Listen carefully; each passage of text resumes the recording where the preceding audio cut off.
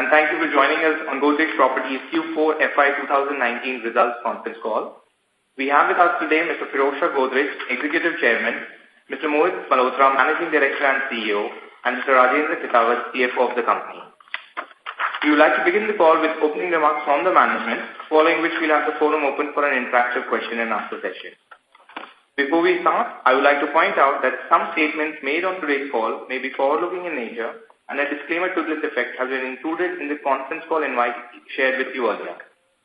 I would now like to invite Pirojsha to make his opening remarks. Good afternoon, everyone. Thanks for joining us for Godrej Properties fourth quarter financial year 2019 conference call. I'll begin by discussing the highlights of the quarter, and we then look forward to taking your questions and suggestions.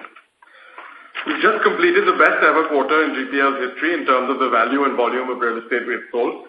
The total sales for the quarter stood at rupees 2,161 crore, which represents a year-on-year growth of 105% and a quarter-on-quarter growth of 41%, despite the third quarter being the previous best ever quarter for residential sales.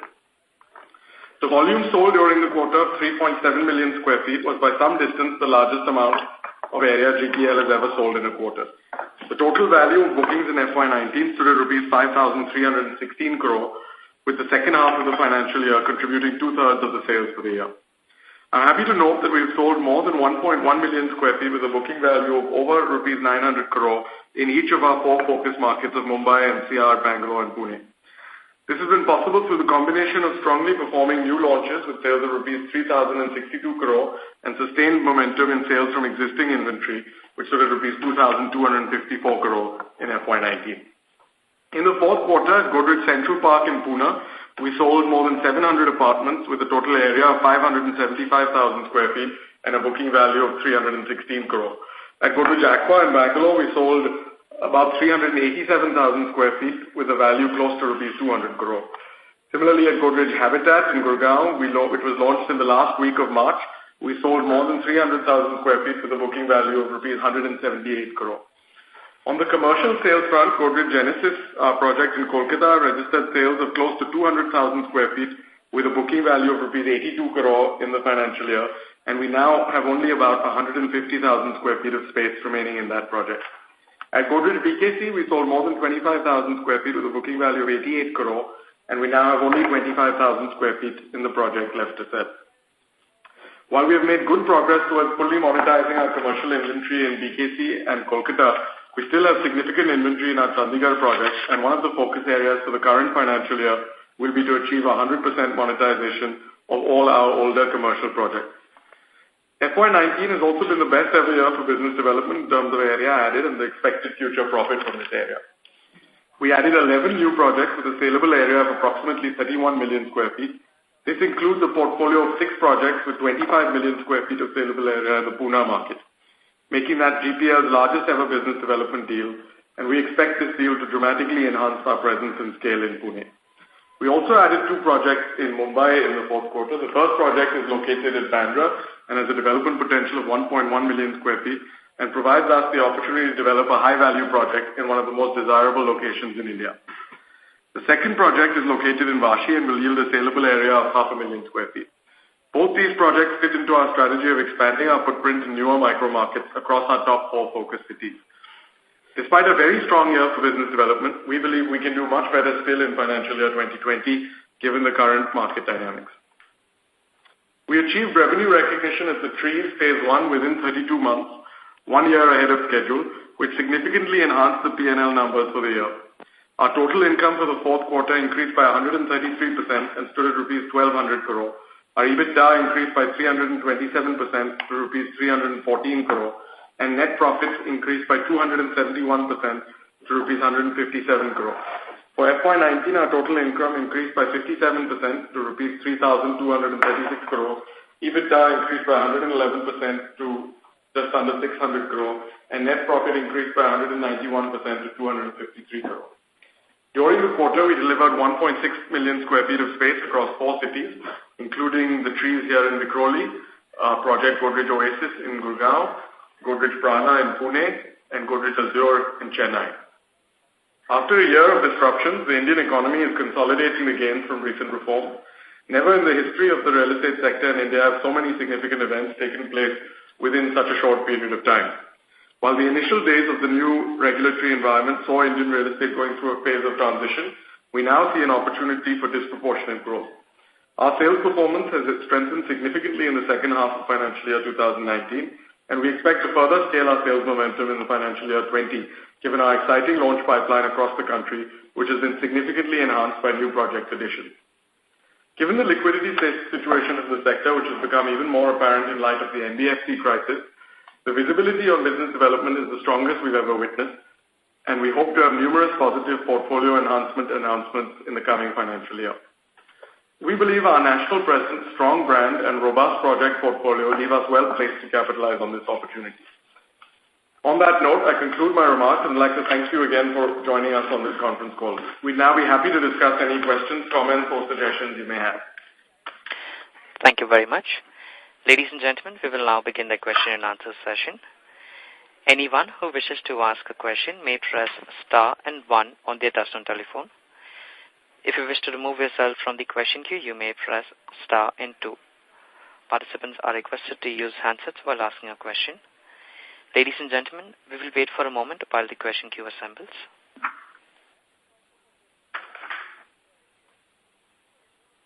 The first question is from the line of Puneet Gulati from HSBC. Please go ahead. Thank you so much, and congratulations. Obviously, great job done on sales and BD as well. Just trying to understand a bit on the financial side. The net worth for December 2018 seems to have been restated. Can you help me understand what's changed? Yeah, Puneet, this is Rajesh. Yeah. So the Q1 net worth, what we stated was unaudited one. So at the end of the year, auditor has re-looked at the entire thing, and because of the 115, certain projects were reclassified, certain phases were reclassified. So that's where the changes happened.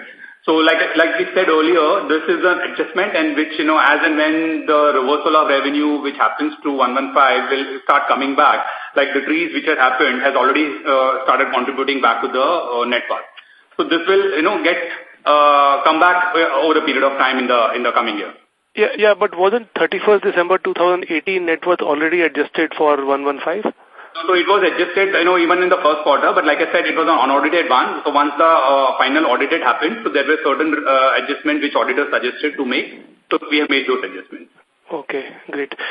Secondly, will it be possible to get some color on how much you would have, invested to add these new projects to your portfolio?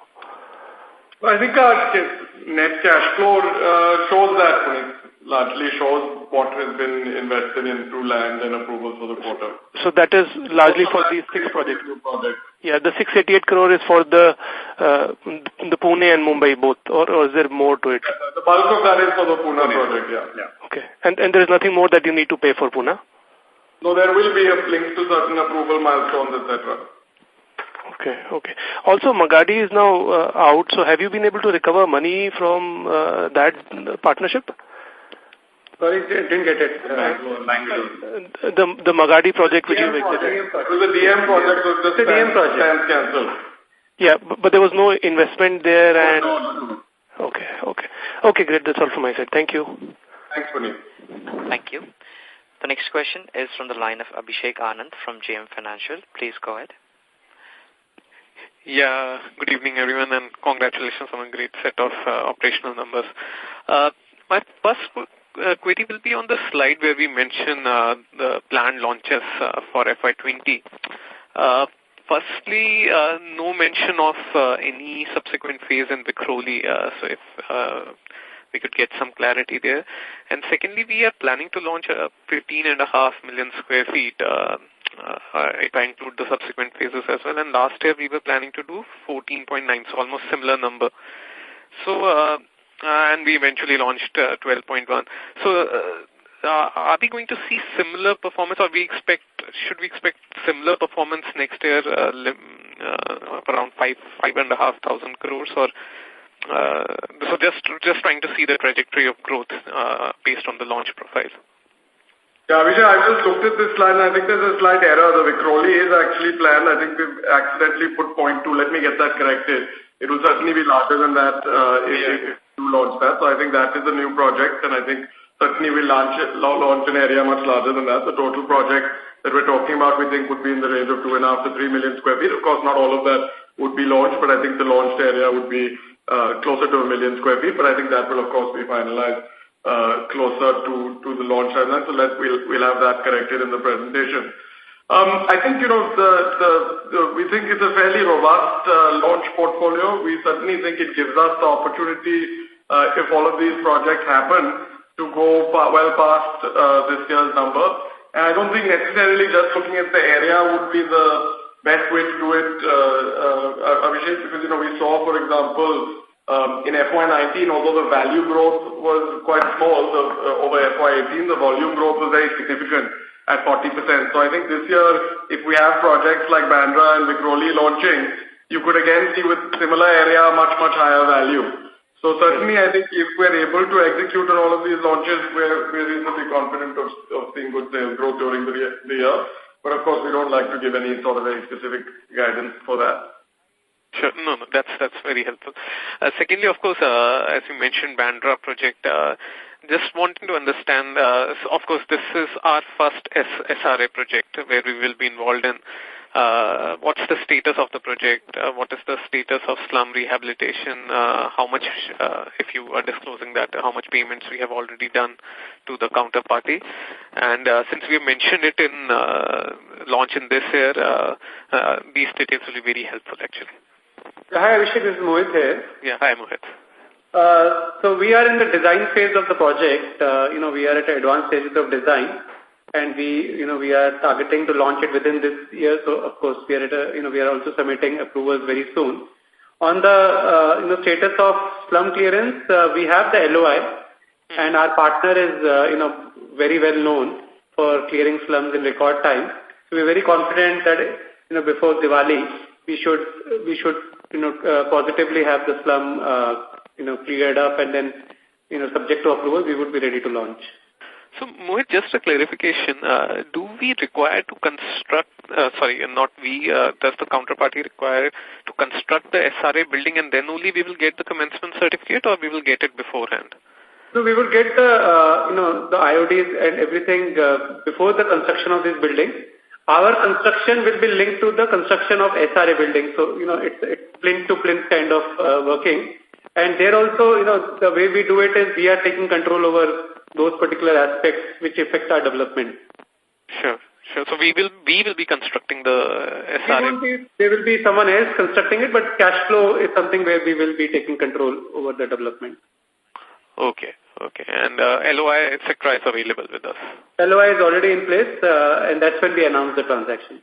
Sure. Perfect. And lastly, if I'm looking at our realization in Tranquil, our Kandivali project and trees, I see a decline, whereas there is an increase in Godrej Infinity.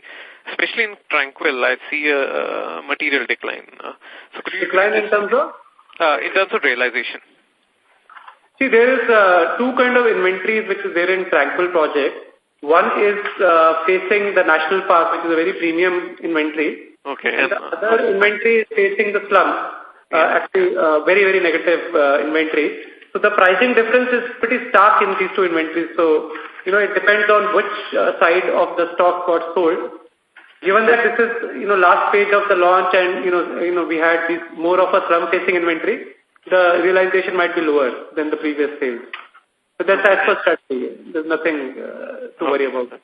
And Godrej Infinity, we saw a material jump in realization. So is there a price increase there, or again, there's a mixed change? I don't think there's been any big movement in prices in either direction, so that must be a mixed thing. We can get the... We'll just clarify this. Yeah, because it's almost a 10% increase from what we reported in third quarter. So just trying to understand that. Okay, thank you so much, and I will get back in the queue for more queries. Thank you. Thank you. The next question is from the line of Mohit Agarwal from IIFL. Please go ahead. Yeah, hi, thanks. So my first question is I'm trying to understand that, now that we get a lot of deals, a lot of these deals may be distressed, and trying to understand what is the distress element in this deal, how do we read that? So is it only, where all is it reflected? Is it only reflected in a higher share in the project or a lower upfront value, or have you kind of increased the IRR benchmark that you, taken? So could you, give some perspective on that? That will be helpful. So what all parameters have changed? Let's say a deal which would have come 2-3 years back versus now. How has that changed, and how will that reflect in our profitability going forward? Yeah, I think, a couple of things. First of all, I think the kind of deals, the locations of the deals, the kind of developers who are willing to partner on deals is what has probably changed the most. And I think, some of these locations like Bandra, etc., we do think are fairly outstanding locations. I think the scale of the Pune deal, for example, to do a 6-project deal simultaneously, again, we think is quite exciting. We obviously do think valuations are also attractive, but we've always said that beyond the point there isn't much more we can do on valuations, because also obviously our partners have to make a fair return on their investment. So I think our focus is on using this period of opportunity to improve the total share of profits that are accruing to us from these projects, to improve the quality of locations that we're entering, and to in an absolute sense increase the quantum of area and projects that we're adding to the portfolio. Of course, we will, where possible, also improve the terms of the deal, but that has, I think, a natural limit we should also understand. Okay. And going back to a previous question on Vikhroli, so you said that, this number would be higher than 0.2 million square feet. Just trying to understand that, probably could you give a guidance or just an idea on how you could see this panning on a long term? So could you see this like a steady state, 1 million square feet kind of a number going forward, or do you think that, so what is your sense of annual absorption of the residential or mixed use in that market, over the next 5 to 10 years? Yeah, well, I think even over the next 10 years, my sense is that it will change dramatically, because the 1 million square feet you mentioned could be a reasonable number for today.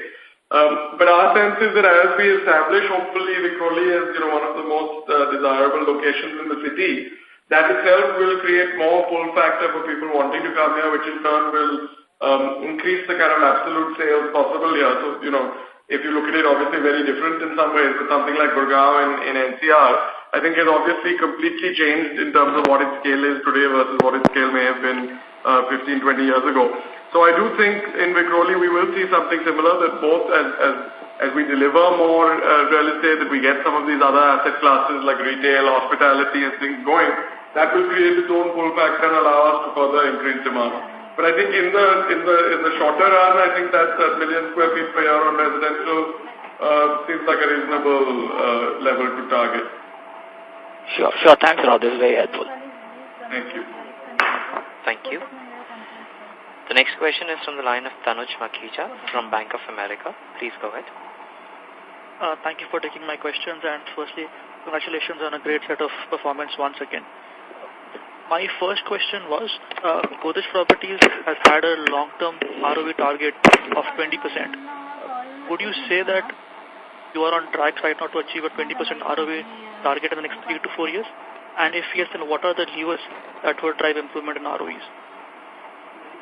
Yeah, I think broadly we do feel we're on track. Obviously, a lot of the work that needs to happen to make sure this is in fact delivered is something still ahead of us. But we do think if we look at the kind of projects we say added this year, if we look at the kind of scale-up we're seeing on the sales side, we do think those are some of the steps needed to achieve this. Similarly, if you look at the timelines in which a project like the Trees was delivered, I think quicker turnaround on the construction side is one of the key areas of levers that we have at our disposal to achieve this.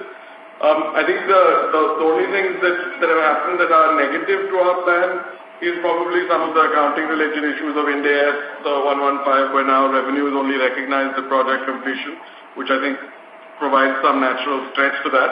Also, I think the amount of capital we want to deploy in some of the new projects having increased, as these reach revenue recognition will clearly, we think, deliver this ROE aspiration and are a critical part of delivering this ROE aspiration.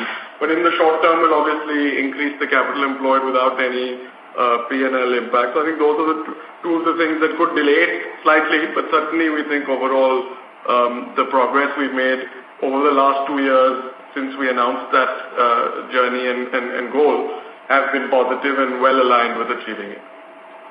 Great. The second question was, obviously there's been very good traction in terms of pre-sales by Godrej Properties. Are you seeing any pricing power in any of your micro markets? Could there be a case of a price rise in any of your micro markets in FY20 or? Yeah, look, I think that will be linked to the overall market performance. I would say in most markets we are at a premium to most of the developers in the area. Of course, that would depend a little bit in which area and what other developer we're comparing ourselves to. But I'd say typically we're certainly at a pricing premium and at a very significant volume premium.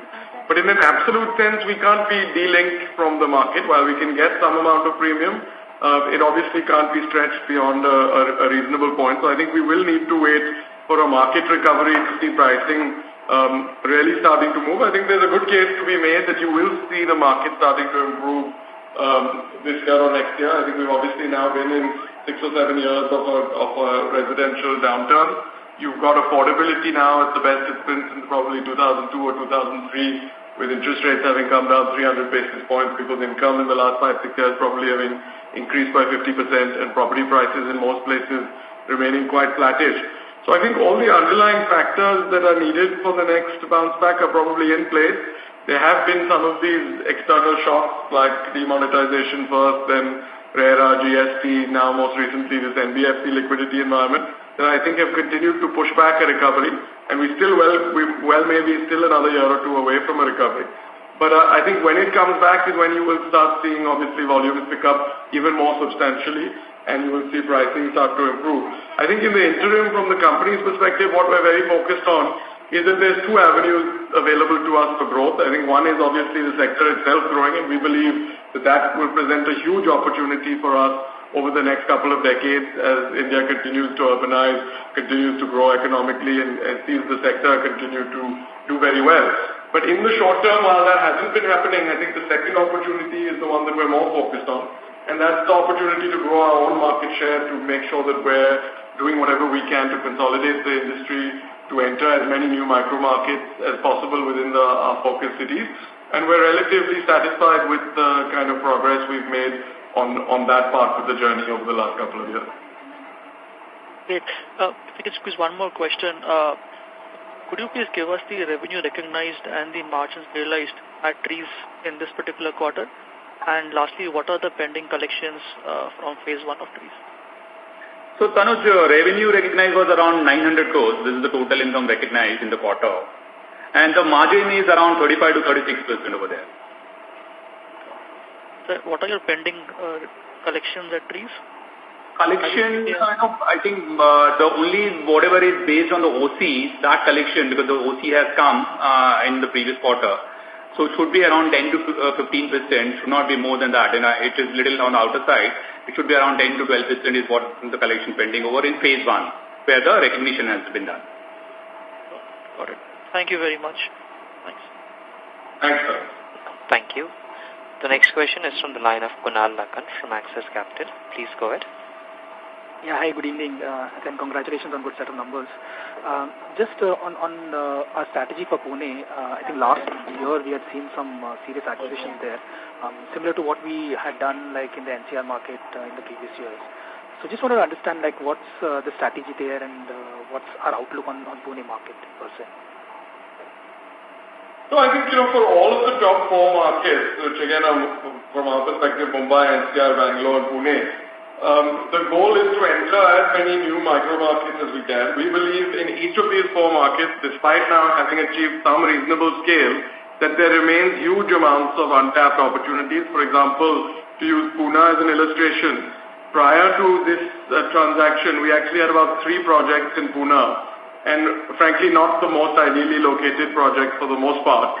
And despite that, with those 3 projects, we had been in either the number 1 or number 2 position in terms of most residential inventory sold by developers in an individual year. So we think now with these 6 new projects, we think they're largely better located projects combined with our existing projects.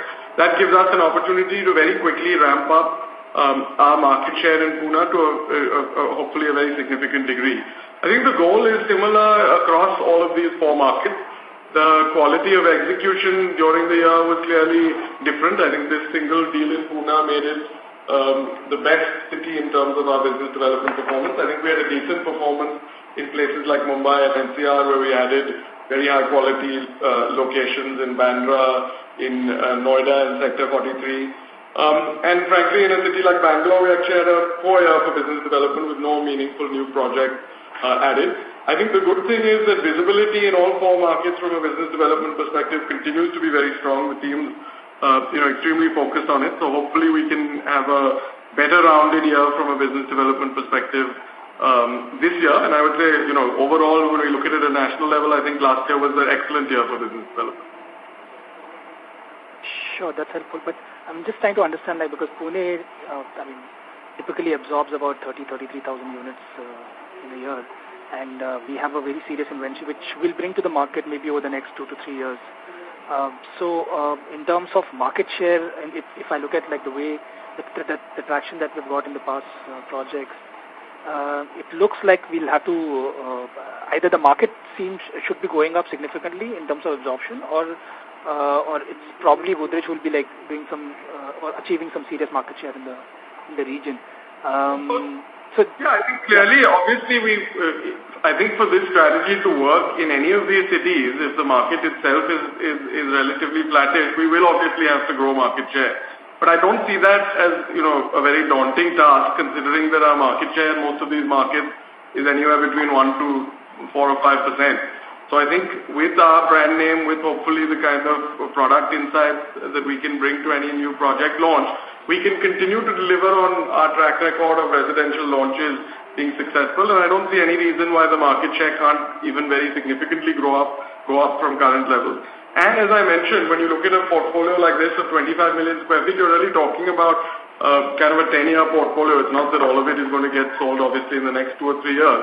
And certainly over that length of time, I would also expect to see a big contribution from the market itself ramping up. Sure, that's helpful. Secondly, the question to Rajendra, you just mentioned in the previous comment that the margin on trees was about 25%. 35%. Sorry, 25%, yeah. 35%. Yes. Okay, but it just in the March quarter, our EBITDA margin, if I exclude the other income, it's around 16 odd percent, and even the PBT margin is in single digits. And I was trying to reconcile these numbers with the Qtr 17 numbers when we had actually first recognized trees in phase 1. And the margin profile back then was significantly higher than what we have reported in Q4 19. So just wanted to understand, how we should look at the margins first of all, and secondly, trees being one of the better margin projects. Does 9% PBT margin going ahead? Because, considering we still have some legacy projects which could come to revenue recognition, how do you look at margins going ahead for the next year and even post that? So, Kunal, as you rightly said, we still have this legacy project, and that's exactly what has happened in this quarter, which has pulled down our overall margin. In spite of trees giving us 35 to 36% margin, since, we are unlocking the inventory as per our strategy, those inventories are getting unlocked either at the break-even or just, above break-even, which is not a very great margin. And because of the 115, there has been certain re-recognition of the revenue, like BKC, 1100 crores of revenue has been re-recognized, which is at 13-14% margin. Same as, we have sold around 2 lakh square feet of Genesis, which is our commercial, which is at the break-even. So if you account for all those, the margin is pulling down. To your question on the trees was always between 35 to 40. We have always guided that the trees margin would be around 35 to 40%. So as you go towards the end of the project, towards your OC, your costs and other things get finalized. So more or less it will be around 35 to 40% because we have certain high price inventory like 10,000 and all in those phase 1 still to be sold. So that would make up for the margin. And going forward, obviously, as as a strategy, we have been unlocking the legacy projects, So maybe some more time we require, like, Pirosha mentioned, Chandigarh is something which we will have to take head on to unlock the capital over there. So that may also, depress our margin in spite of, some good projects, like trees giving us a higher margin. So maybe, over a period, in 2-3 quarters, we will be able to start reporting a Yeah, hi Kunal, this is Mohit here. Hi Mohit. See, one of the things which you had asked for, what's going to happen in future.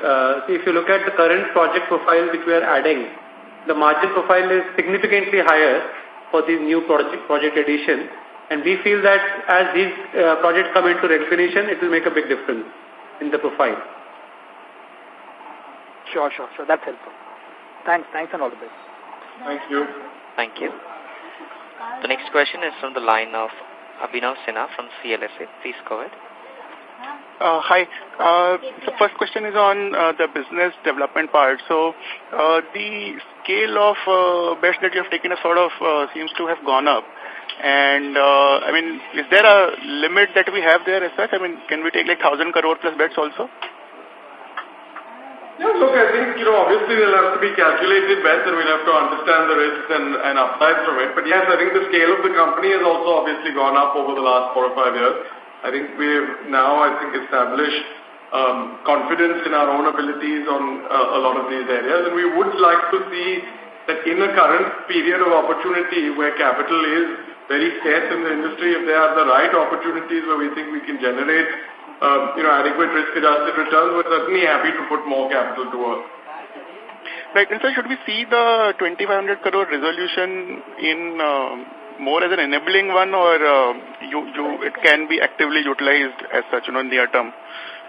I think it's a little bit of both, honestly. I think clearly it's meant as an enabling resolution, and any actual decision on this, that if we want to go ahead with any kind of fundraising, is something that we haven't arrived at yet.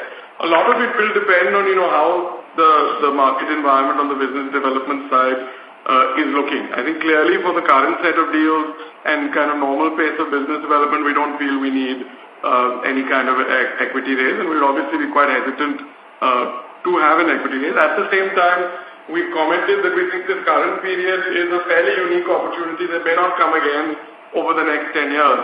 And if we're continuing to see the kind of opportunities and do believe that more will be available, we would like to consider raising some equity and, do it in a way that we're not raising it after the fact and after we've already made a huge amount of investment. So I think it's something that we'll have to keep monitoring on a quarter-to-quarter basis. For now, it's an enabling resolution, but I wouldn't rule out the possibility of us considering a raise if market conditions continue the way they are. In gearing target at 1.5 is still, you are okay with that? Yes. Yeah, okay. Secondly, on the Bandra deal that we have done, so Bandra as well as the Vashi one, are there some significant pending payments which you still have to make next year, or we are done with that? Yes, but I think particularly on Bandra, we think that period of which that investment will be made is relatively small given the high value once sales start. And a lot of the payments would be linked to regulatory approval. So there would be significant payouts, but I think the period for recovery would be much shorter than in a typical project. Right. And what sort of product exactly we are looking at? 50 crore apartment, 20 crore. So what's the range here? Yeah. Hi, Avinav. This is Mohit here. So we are looking at a product which would sell in the market. So we are not looking at these ultra luxury products.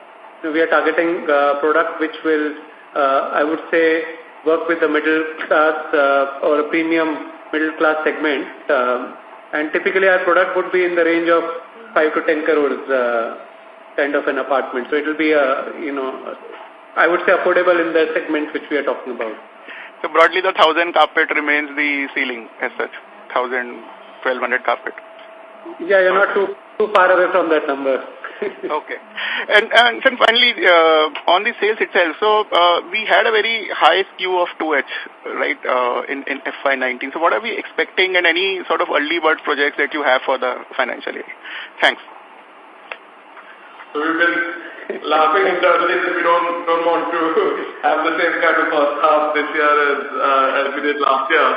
I think it put unnecessarily high burden on the second half. I think very happy that the team was able to deliver against that high burden, but I think we'd much rather start with a bang this year. So as of now, I think first half visibility looks very strong, but of course still linked to some regulatory approvals and so forth. And there will be some projects that are clearly big ones that will be in the second half, like Bandra, Vikhroli, etc. But I think visibility is pretty good for H1 this time. Okay, thanks and all the best. Thank you. Thank you. The next question is from the line of Parvez Akhtar from Edelweiss. Please go ahead. Hi, good evening, gentlemen, and congratulations for a great set of numbers. Can you be a bit loud, please, Mr. Akhtar? Yeah, hi. Good evening, gentlemen, and congratulations for a great set of numbers. So just one question from my side. Apologies if I missed it, but would it be possible to get the pending commercial inventory in Kolkata and Chandigarh? Sure. So Calcutta is another 1.2 lakh to 1.5 lakh square feet. Chandigarh is still 4.5 lakh square feet of inventory to be sold. And BKC, as Pirosha mentioned, is another 25,000 square feet of balance inventory to be sold. Sure, sir. Thanks. That's it from my side, and all the best for future. Thank you. Thank you. If we move to our next question, we'd like to remind our participants to limit their question to 2 per participant. If time permits, you may join the question queue for any follow-ups. Thank you. The next question is from the line of Manish Jain from Gormal One. Please go ahead. Yeah, hi. My question was primarily on Mumbai as a focus market, excluding Vikhroli. Given the kind of launch that one can expect from Bandra,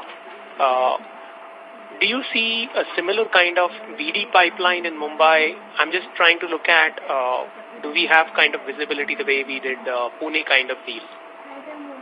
Because Mumbai so far has been a little bit of laggard within the 4 focus markets as far as the BD side is concerned. Yeah, I think that's probably a fair assessment, Manish. I think we also feel that Mumbai performance last year could have been stronger, both from actual sales perspective. BD, we actually do have some stuff at a fairly advanced stage and a lot in the pipeline. So I think we're confident of bringing that to a fairly high level. And certainly I think a lot of the deal flow right now is actually in Mumbai, which we're quite excited about. And I think unlike perhaps, a couple of years ago, some very exciting locations within Mumbai. So hopefully we can have some more good news on that front in the coming quarters. And second was looking at the outstanding deal terms in Pune on a large volume and value of deal.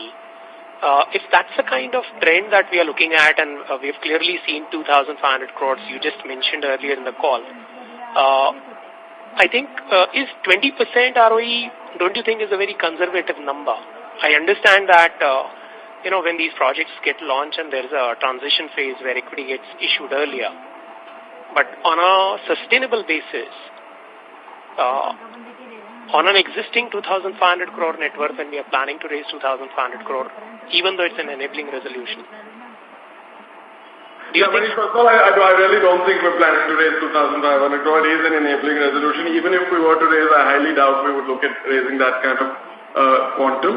On the ROE thing, while obviously I wouldn't say 20% is the absolute maximum that can be achieved in the business, I think that's a very fair and I think aspirational level to get to. I think if we are able to get there over the next 3-4 years, I think that would be a strong achievement. And we think that could be a very, self-sustaining value creation engine if we can combine that 20% ROE with the kind of scale we're aspiring to. And certainly once we get there, I don't think anyone's going to stop pushing ourselves to look at further improvement. But I do think that seems like the appropriate kind of midterm goal that we've set. And again, we'll obviously continue to keep pushing ourselves to do better. Great. I'll join back the queue. Thanks a lot, Manish. Thank you.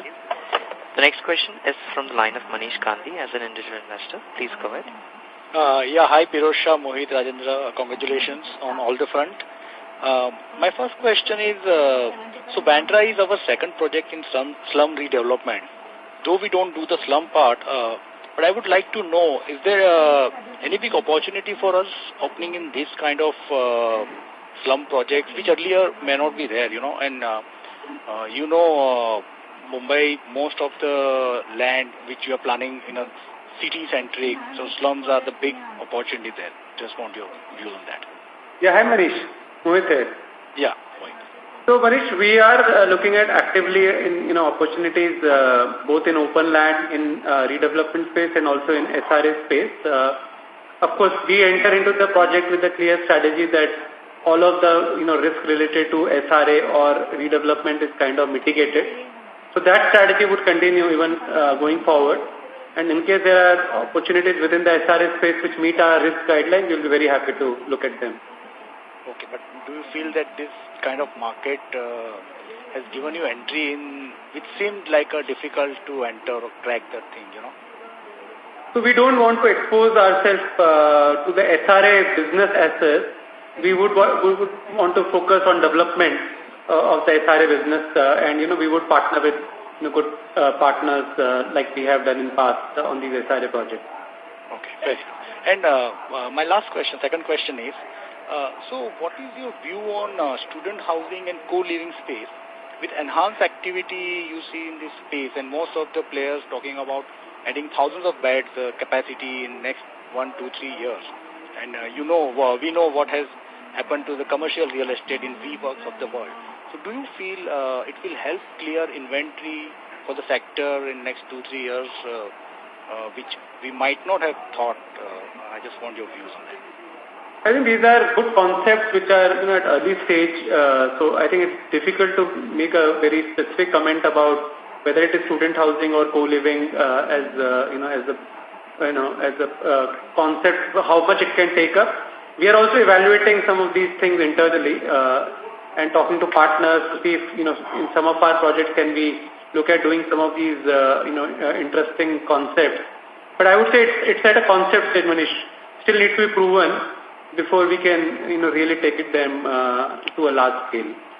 Okay, fair. Thank you very much. Thank you. Thank you. The next question is from the line of Nimit Kala from Edelweiss. Please go ahead. Hi, thanks for taking my question. Firstly, congratulations on a strong quarter and a strong year indeed.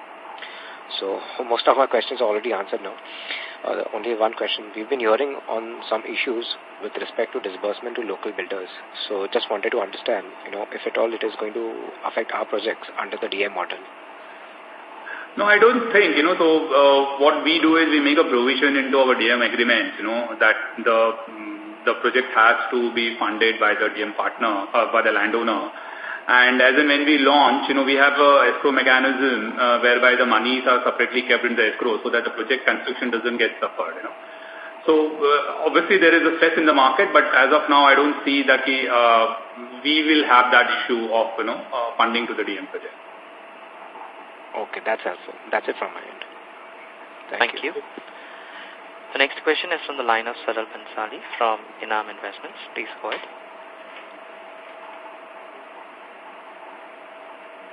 Saral Bhansali, line is unmuted. You may please go ahead. Hello? Yeah. You may please go to the question, sir. Yeah. Hi everyone. Sorry, I was just, I couldn't hear you guys. So, I had a question on Vikhroli. You talked about the incremental 2 million square feet that we are talking about in the next phase of launch. So, I understand that now, the 35 acres that we own out of the whole Vikhroli land parcel, how much of this 2 million is going to come on that land parcel and how much of it will be under the DM agreement? Yeah, so this new land parcel that we're talking about is going to be under the DM arrangement, and all of this new project is under that structure. Okay, and it will continue like that in the foreseeable future. Is that correct? Yeah, that's the current understanding. Okay, just one more question, about the fact that under the Godrej brand, we are selling products which are, let's say this Bandra project, and we are selling projects in Chembur and in other micro markets which may be at very, very different price points. So have we ever considered using sub-brands or a strategy to differentiate the markets based on the price points that we are selling at? Yeah, we have considered it. In the past we've thought having a single brand and sort of differentiating the project level brand makes the most sense. Interestingly, we're actually currently at the outset of a major marketing study where we're having some external support also in addressing just this question. So we're revisiting that question and we'll hopefully have an answer in the next few months. I think there are pros and cons to both strategies. So we'll have to find the right mix for us, but that is something we're kind of studying at the moment. Okay, great. And good luck for the next year. Thanks very much, sir. Thank you. The next question is from the line of Dhaval Samaya from Phillip Capital. Please go ahead. Hi, good evening and congratulations for a good set of numbers. I was just trying to get a flavor of which Prana and Azure getting realized in FY19. I would like to understand the breakup of that 14 crores of profit and loss from JV partners. So what would be the Azure's contribution and Prana's contribution? This is a share of profit. Like, there are projects, which are under profit sharing, whereby we would get only our share of profit into our, P&L. So it's a summation of all my JV projects, Yeah, so there is all the marketing expenses, which because of the Ind AS has to get expensed out, those get expensed out. So, so this is, the net is what keeps coming to the P&L. So that's why there is a negative, for all the new launches which has been there into this JV project. Okay. So going forward with more of the profit sharing projects getting OCN getting recognized, we will see this number substantially going up in the next 2 years. Absolutely. Okay. Thank you. Thank you very much. Thank you. The next question is from the line of Manoj Dua as an individual investor. Please go ahead. My call and congratulations for a very good decent number.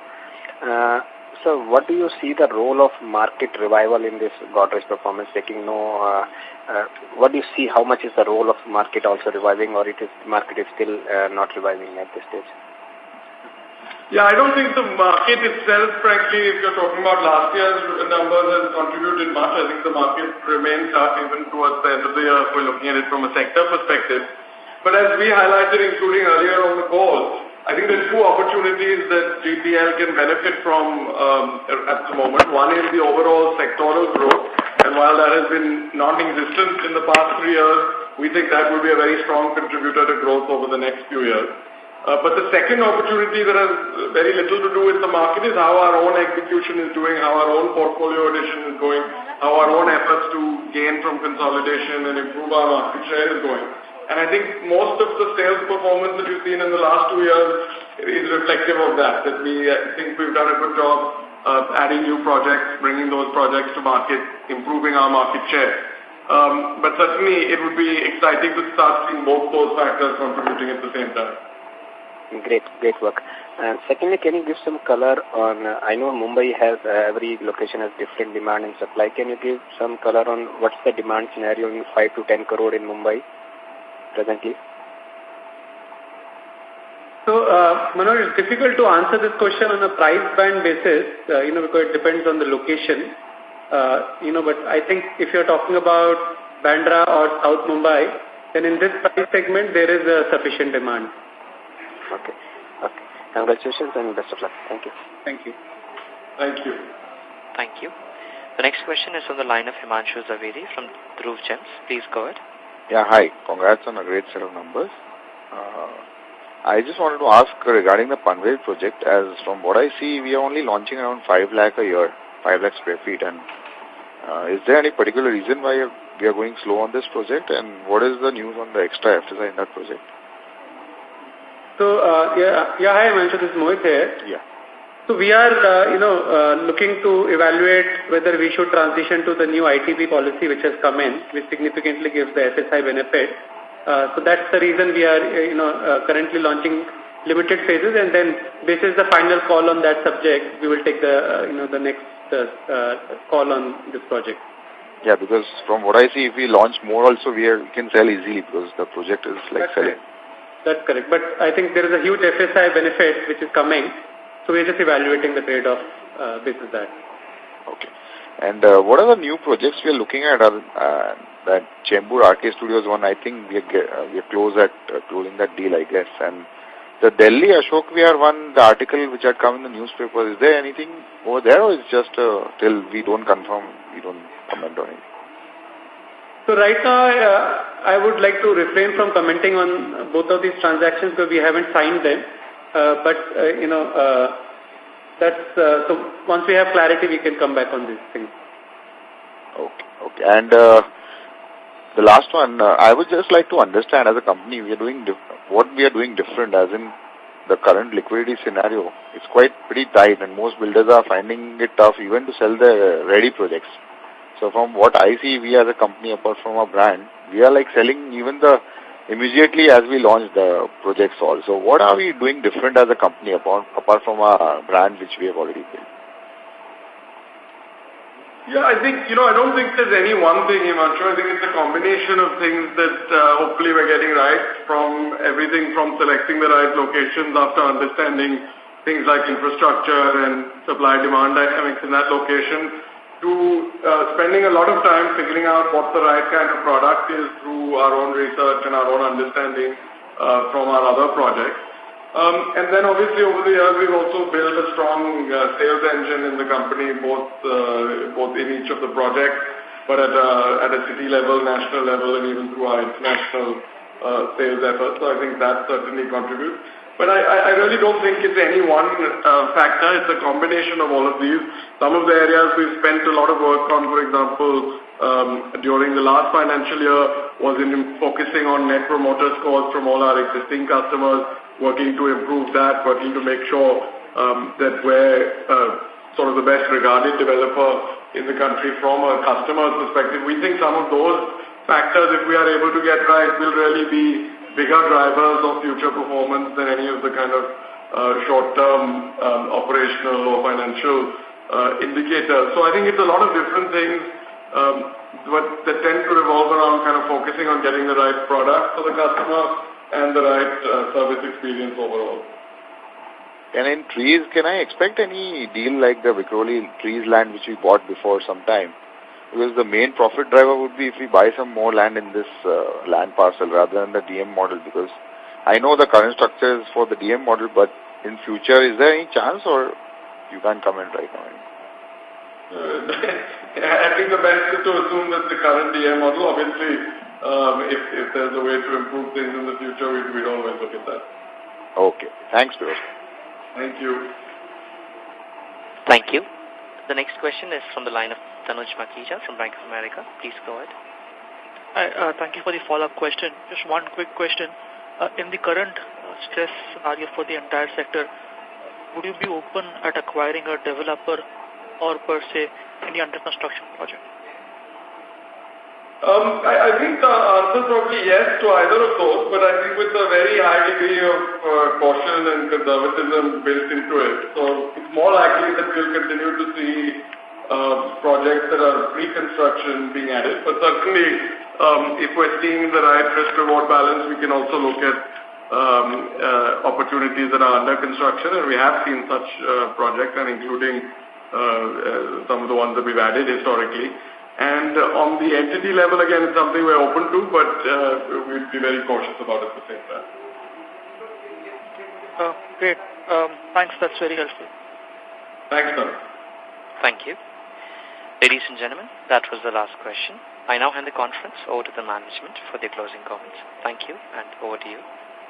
I hope we've been able to answer all your questions. If you have any further questions or would like any additional information, please do reach out and we'd be happy to be of assistance.